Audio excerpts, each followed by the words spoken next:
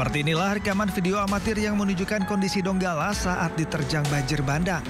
Ratusan rumah terendam lumpur akibat luapan sungai pasca diguyur hujan lebat. Banjir bandang ini sedikitnya merendam sejumlah kawasan, yakni Desa Wombo Kalonggo dan Wombo Induk, Kecamatan Tanantofea, Kabupaten Donggala, Sulawesi Tengah, Selasa pagi 28 Mei 2025. Data terakhir menyebutkan 2 orang warga dilaporkan meninggal dunia dan 1 orang masih dalam pencarian. Sebanyak 114 jiwa mengungsi ke rumah kerabat dan titik aman lainnya. Fasilitas umum seperti jembatan, sekolah, dan jalan utama juga rusak berat menyebabkan beberapa wilayah terisolasi. Tim gabungan dari TNI, Polri, BPBD, dan relawan terus melakukan evakuasi dan pembersihan material lumpur. Kementerian Sosial bertindak cepat mengirimkan bantuan darurat melalui sentra Nipotowe Palu. Bantuan yang diberikan meliputi paket makanan, tikar, selimut, kasur, hingga tenda portable untuk keluarga. Menteri Sosial Saifullah Yusuf mengungkapkan bantuan ini diberikan untuk memenuhi kebutuhan dasar warga di masa tanggap darurat. Ia juga mengimbau masyarakat untuk tetap waspada terhadap potensi banjir susulan.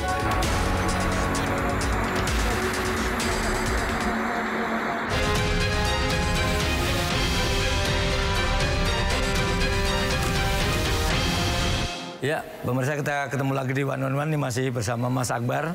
Ini Wakil Ketua MPR RI kita. Ini salah satu contoh dari Gen Z. Yang ternyata Gen Z itu nggak antipati kok dengan politik. Bukan begitu Mas Akbar ya? Begitu. Tapi masih penasaran juga nih, apa sih Mas Akbar sampai tertarik politik gitu? Kan era digital ini sekarang banyak nih anak-anak Gen Z yang hanya ya mungkin kalau di medsos dengan ya kecerahan-kecerahan yang ditonjolkan gitu. Tapi Mas Akbar ini kan ya pasti ceria lah, tetapi kan beda lah, namanya udah ngurusin negara, ngurusin ini. Apa sih Mas? Nggak pengen ya mereka-mereka yang seumuran Mas itu masih... Ya motivasi saya satu, ketika saya bisa membantu orang, ya itu yang membuat saya ceria. Oke. Jadi kalau rasa-rasanya kalau misalnya nggak bisa membantu itu rasanya seperti kayak ada yang kurang. Oke. Jadi makanya ya melihat jalur politik ini jalur untuk pengabdian dan bisa membantu banyak orang. Nah, oke, ngomong-ngomong pengabdian, membantu banyak orang, berarti sering ya koordinasi dengan kementerian atau lembaga lain berarti ya? Ya, ini tadi malam saya mendapatkan kabar dari dapil saya, Kabupaten Donggala, terdampak banjir bandang. Dan alhamdulillah saya langsung berkomunikasi dengan kepala daerahnya, Ibu Bupati Ibu Vera, kemudian menyampaikan ke Mensos. Dan alhamdulillah tadi sudah mendapatkan respon yang cukup baik. Dan ini sebentar mau telepon sama... Oke, boleh nanti ya. Gusman. Oke, nanti kalau pas ini nelpon boleh kami ambil ya. Kita penasaran telepon. juga Gen Z itu kalau nelpon menteri, ya menterinya Gus Ipul ini kan kayaknya ya udah jauh lah generasinya itu. Tapi pengen dengar juga kayak apa sih Gen Z ini cara koordinasi dengan menteri. Boleh nanti ya? Boleh dong. Okay. Nah ini ruangan paripurna DPD RI di sini. Oh, paripurna DPD RI. Dan di sini Nusantara 5 ya. Fraksi-fraksi MPR. Oh, fraksi MPR. Jadi beberapa partai politik yang ada di MPR ya di sini ruangannya. Oke. Ini di Nusantara 5 ini ya? Nusantara 5. Oke. Gitu. Kalau pimpinan MPR melaksanakan rapat di sini. Oh, di sini. Jadi naik di lantai 2. Oke. Gitu. Baik, kalau DPD-nya sendiri kita lurus ke sana, nanti ada beberapa ruangan dari anggota-anggota DPD. Tapi mohon maaf, ini sepi bukan karena teman-teman nggak masuk kantor, tapi beberapa sudah balik reses ya? Karena baru 2 hari yang lalu kita reses. Oke, reses. Dan kebetulan juga ini juga udah sore juga kan? Sore. Gitu. Baik. Ini kalau sehari-harinya Mas Akbar suka pada ini nggak kan ini jauh dari Sulteng, suka pada ada warga Sulteng atau perwakilan pada datang ke sini? Kita masih? Sering ngumpul dengan teman-teman yang diaspora Sulawesi Tengah. Kita juga ada perkumpulan diaspora Sulawesi Tengah namanya IKDST. Dia sesekali masih keep in touch lah. Oke. Dan hari-hari logat saya juga masih sana logat ya? Palu. Emang berbicara, saya asli di Palu. Tapi Mas Akbar kecilnya di Palu atau sampai berberapa di sana atau pindah-pindah? Ini fun fact. Oke. SD saya ada 7. Oke. SD 7. Ini karena saya suka pindah-pindah. Ini karena bandel atau karena apa nih? Saya itu ya lagi-lagi itu saya suka mengeksplor, Mas. Oke. Saya suka mengeksplor. Kemudian ya sempat udah di Jakarta kelas 3. SD balik lagi Palu. Kelas 5 balik Jakarta lagi, tapi karena bandel saya naik Metro Mini. Orang tua saya khawatir. Pikir saya hilang, harus saya dipulangin. Jadi saya mengeksplor Jakarta, naik Metro Mini dari Pasar Rebo, kemudian turun Tanah Abang, terus keliling-keliling naik bajai. Besok langsung dipulangin. Pulangin ke Palu lagi. Pulangin ke Palu lagi. Nah ini Mas, ini kita masuk di Dewan Perwakilan Daerah. Oh iya nih, batasnya pintu ini ya. Batasnya pintu ini. Oke. Batasnya pintu ini. Itu. Mas, kalau jadi anggota DPD ataupun DPR yang saya dengar nih, kan banyak mereka itu karena dipilih oleh audiens di dapil, banyak mereka pemilihnya itu katanya suka mengajukan proposal minta ini minta itu. Bahkan ada cerita pernah dengar, tahu benar apa enggak, Mas, tanya ke Mas Akbar, akhirnya sampai yang legislatornya itu kehabisan modal lah karena banyak minta-minta. Ini benar gak sih, Mas? Itu ya memang faktanya seperti itu di dapil. Oke. Karena kita kan sebagai pelayan untuk masyarakat. Tetapi saya dalam hal ini juga terutama khusus kepada teman-teman Gen Z dan teman-teman mahasiswa lainnya, saya sampaikan untuk adik-adikku ketika adik-adik mau mengajukan proposal, minimal ada value lah. Jadi bukan hanya sekedar proposal, tapi ada value yang akhirnya kita tertarik nih untuk memberikan support. Walaupun memang itu kewajiban kami ya sebagai anggota legislatif dari Dapil Sulawesi Tengah. Tapi kami ingin memberikan suatu warna yang berbeda terhadap para adik-adik kami yang khususnya para mahasiswa-mahasiswa yang ada di Sulawesi Tengah. Oke, Mas, sekarang dari soal legislator Mas Akbar, saya kepintannya secara umum seputar yang muda, yang berdarah muda. Ini mau Gen Z, mau milenial, kan kebetulan ada Mas Akbar, Wakil Ketua MPR, ada Mas Gibran juga sebagai Wapres, ada juga beberapa menteri itu, ada Roro Ayu, ini kan masih darah-darah muda. Banyak, Mas. Ya kan? Banyak ya? Banyak ya. Nah, pertanyaan saya adalah, ada di luaran sana itu banyak kadang-kadang sampai sekarang stigma-stigma anak muda itu bisa apa gitu. Itu kira-kira kalau ada yang begitu, Mas Akbar gimana itu responnya? Nggak bisa, itu sudah menjadi suatu konsekuen ya. Tapi caranya kita tinggal memaksimalkan apa yang kita fokuskan pada hari ini. Seiring dan waktu pasti akan terjawab. Gitu. Jadi dijawab dengan kerja gitu harus ya? Kita jawab dengan kerja. Kalau kita mau jawab dengan omon-omon kan nggak selesai ya. Saling berbalas pantun. Saling berbalas pantun. Jadi ya pokoknya kita kerja aja. Kerja. Saya ingat waktu itu saya setelah pelantikan pimpinan MPR dengan pimpinan DPD serta Pak Ketua MPR dan Bang Dasko itu bertemu dengan Pak Presiden. Waktu itu Pak Presiden masih sebagai Menhan. Pak Presiden menyampaikan ke saya, Akbar, kamu harus banyak mendengar. Jadi pesan Pak Presiden itu.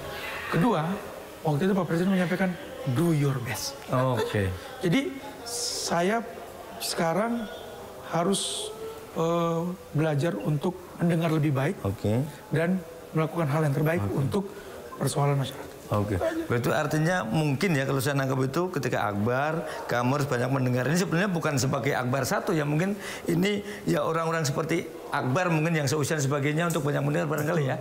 Karena ya sebagai Gen Z tentu bicara pengalaman kita pasti minim pengalaman. Nah makanya berikan kita ruang sehingga kita bisa mengakselerasi dan kita bisa membuktikan bahwa kinerja kita ya memang insya Allah bisa menjawab apa yang menjadi keraguan-keraguan. Jadi bukan malah apa istilahnya sih memutus harapan ya. Makanya jangan dijadikan kami ini sebagai ancaman. Seperti itu. Tadi ini saya udah Kode nih, kayaknya kita udah bisa telepon Gus Men. Oke, Gus Menteri. Video call nih berarti ya? Coba. Ntar kita lihat ini, kita telepon nih. Ketika anak muda menelpon menteri, ya. Kita sambil jalan. Oh iya, bener tuh.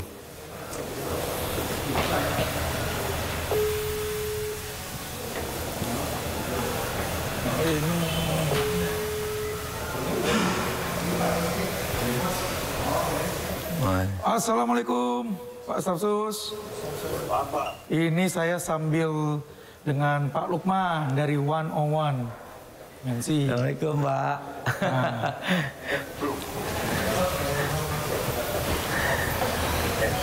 Ya, bareng Pak Menteri Sosial, Pak Akbar ya. Siap. Ya. Assalamualaikum. Assalamualaikum. Gus. Apa kabar? Alhamdulillah kabar baik. Terima kasih banyak Pak Mensos. Semalam responnya dari Kementerian Sosial luar biasa untuk Kabupaten Donggala. Ya, kita diminta untuk kolaborasi. Siap. Ini kebetulan saya bareng Pak Lukman. Semua pihak. Siap. Ya, mantap. Mantap. Untuk bisa supaya tepat sasaran. Siap. Ya. Assalamualaikum Gus. Kan ada bansos adaptif, itu bansos khusus yang di kondisi bencana. Alhamdulillah. Siap. Coba sini, nggak apa-apa disebut penilaiannya. Ya langsung aja deh.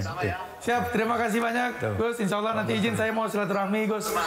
Terima kasih sudah mensupport kami-kami di daerah Gus. Ya.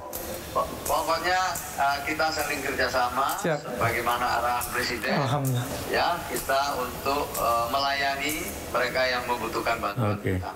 Gus, izin Gus. Izin Gus, saya mau numpang tanya ke Gus Ipul. Mumpung ini video call Gus, saya lagi wawancara dengan Mas Akbar ini karena Mas Akbar salah satu gensi yang jadi pejabat negara dan juga berkiprah di politik. Menurut Gus Ipul, gensi ini masih layak nggak sih, atau anak muda ini yang terapkan stigma bahwa anak muda ini bisa apa gitu, masih relevan sih zaman sekarang? Anak muda bisa apa-apa. Oke. Nah, banyak yang bisa dikerjakan oleh anak-anak muda. Banyak contoh ya anak muda-muda kita yang berprestasi tidak hanya di nasional tapi juga di dunia internasional. Kita bangga lah ya sama anak-anak muda kita. Saya percaya kalau diberi kesempatan mereka bisa memimpin negeri ini. Siap, mantap. Terima kasih. Terima kasih banyak Gus. Siap. Terima kasih. Assalamualaikum. Salam. Oh, mantap. Terima kasih. Siap. Nih tadi ternyata nggak tanggung-tanggung ya, Gus Ipul aja langsung mengakui anak muda itu Bisa apa? bisa apa-apa, bukan bisa apa. Jadi apanya ada dua, anak muda bisa apa-apa. Itu yang memberikan kami energi Oke. positif yang menjadi support system untuk anak-anak muda. Bahwa berarti ya semua orang yang memberikan harapan yang besar Oke. terhadap Gen Z. Oke. Bukan menjadikan Gen Z sebagai stigma yang negatif. Oke, jadi kalau begitu apa yang bisa disampaikan oleh Mas Akbar kepada Gen Z? Kalau saya nyebut adik-adik saya lah ya, karena saya lebih senior. Apa yang bisa disampaikan kepada mereka-mereka bahwa agar mereka tidak istilahnya antipati atau tidak memandang sebelah mata dengan pekerjaan-pekerjaan atau perjuangan-perjuangan yang seperti Mas Akbar misalnya yang terkait politik, atau mungkin tidak masuk politik tetapi mereka berjuang untuk pembangunan bangsa dan kemanusiaan. Jadi tidak melulu mereka, kan Gen Z biasanya kayak tadi yang penting yang simpel dan ada keuntungan. Kan berjuang itu belum tentu dengan harus untung materi kan. Betul. Tapi bisa jadi yang berdampak luas. Apa yang bisa disampaikan untuk mereka, Mas? Ya, untuk para teman-teman Gen Z dimanapun teman-teman berada, terus semangat, jangan putus asa. Kemudian ya biasalah tuh ada omongan A, B, tapi nggak perlu dimasukkan di hati. Ya kita berjalan aja, yakin dan percaya titik balik akan ketemu. Oke. Saya pegang satu kalimat bahwa niat baik itu akan menemukan jalannya sendiri. Nah itu, niat baik itu akan menemukan jalannya sendiri. Oke, itu mungkin sama dengan pepatah, kalau nanam pisang maka berpeluang panen pisang, ya kan? Nanam mangga berpeluang panen mangga. Meskipun mungkin panennya belum tentu sesuai waktu yang kita harapkan. Betul. Begitu ya kira-kira ya? Oke.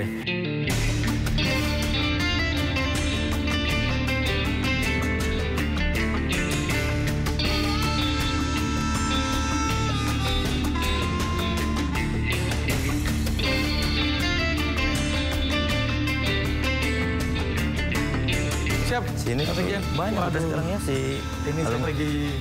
Nah kita pengen teman-teman selamat dulu ada Pak Iqbal jadi sekjen. Silakan. Siap Pak Sekjen, mohon izin Pak Sekjen. Siap Pak Sekjen. Oke, Mas tadi kan kita sempat ngobrol soal apa sih? Soal kebaikan lah untuk ini ya. Apa tadi Mas? Saya lupa. Yang kalau berbuat kebaikan maka akan mendapatkan kebaikan. Niat baik akan bertemu dengan jalannya sendiri. Nah, jalannya sendiri. Nah, Mas, ngomong-ngomong DPD ini sekarang ini kayaknya sudah banyak juga yang muda-muda ya, mau milenial atau Gen Z ya, benar nggak sih? Ya, sekarang ini alhamdulillah generasi milenial dan Gen Z itu hampir di setiap provinsi itu ada. Ada. Oh. Kita kurang lebih ada 35-an. Berarti DPD sekarang sudah bukan lagi tempat penampungan pensiunan. Nah, dulu kan orang berpikir bahwa DPD ini selalu mungkin selesai di mana eksekutif, bupati, wali kota ataupun gubernur yang masih pengen mengabdi lewat jalur DPD. Tapi ya kami-kami ini yang generasi milenial dan Gen Z itu mencoba mengambil langkah politik melalui Dewan Perwakilan Daerah. Oke, baik ngomong Mas tadi kan Mas sampaikan sebentar lagi mau salat, benar ya? Oke, kalau begitu pemirsa jangan kemana-mana, tetap di One on One.